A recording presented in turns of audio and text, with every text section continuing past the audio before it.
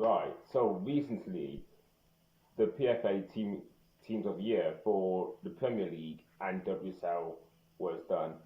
And for those of you who missed it, or you just want to look at it again, here is the PFA Premier League team of the year,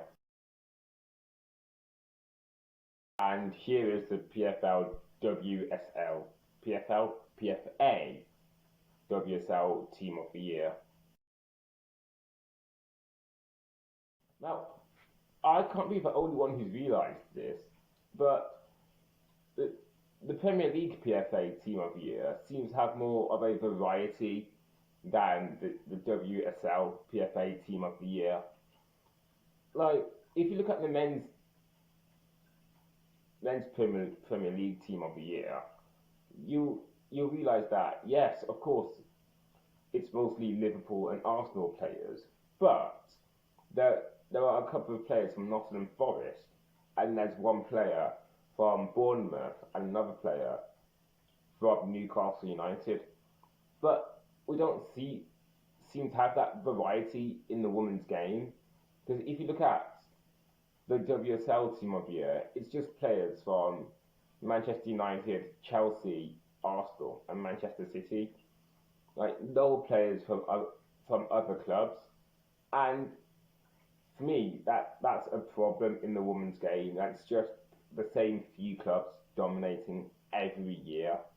Like I understand that the likes of Chelsea, United, City, and Arsenal are the biggest clubs in the women's game. They're the leading clubs in the women's game. But what about players from, say, a Liverpool or players from Aston Villa or Brighton or Tottenham?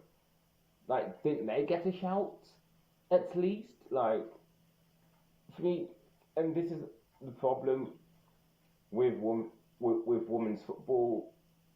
Like, I'll leave discussions about the team of the year for later on, and and turn my attentions to what's been going on in women's football. Like, in the last 10 years, looking at the teams that have won trophies, it's been Chelsea, City, United, and Arsenal.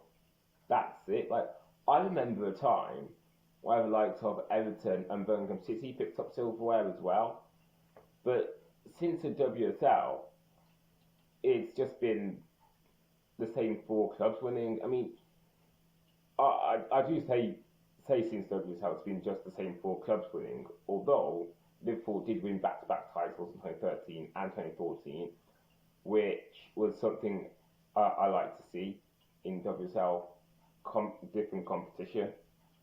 But looking at the picture of the women's game, I'm not so sure it's in a good place. Like everyone says that women's football isn't a good place, but this domination of the same few teams, it can't be happening every season. Like something's got to give, right? I mean, for me, having been a long time follower of the women's game, the last thing I wanted to see was the women's game becoming the men's game. By that, I mean the clubs that are successful in the men's game are also successful in the women's game. Like, I like to have seen something different, like Everton winning trophies like they used to towards the end of the 2000s and at the start of the 2010s, or Birmingham City reaching the European semi-finals in 2014. Like, because when have you ever seen the men's team go that far in Europe? Yeah, but as I was saying before my camera cut out, yeah, when have you ever seen the Birmingham City men's team go that far in European football?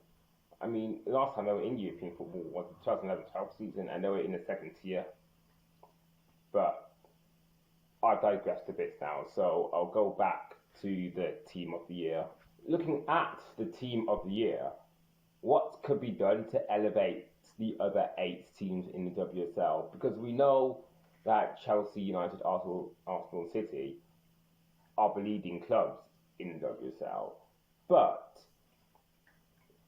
the WSL isn't just the big four. There are 8 other teams in WSL who all deserve a mention. Like, for me, I think one thing that can be done to increase the visibility of other sides in WSL is to broadcast them more. Because when I'm looking at the broadcast of women's football, it's mostly the big four that get shown. I mean, the WSL isn't just about the big four. You have other teams competing as well. They may not be challenging for the title, but that each of the other sides has a story of their own. Like, which sides can qualify for European football, or which sides can survive with relegation, like that type of thing. You know what I mean? So, what I just want to get through to this video is that there's more to the WSL than just Arsenal, Chelsea, City, and United. Like,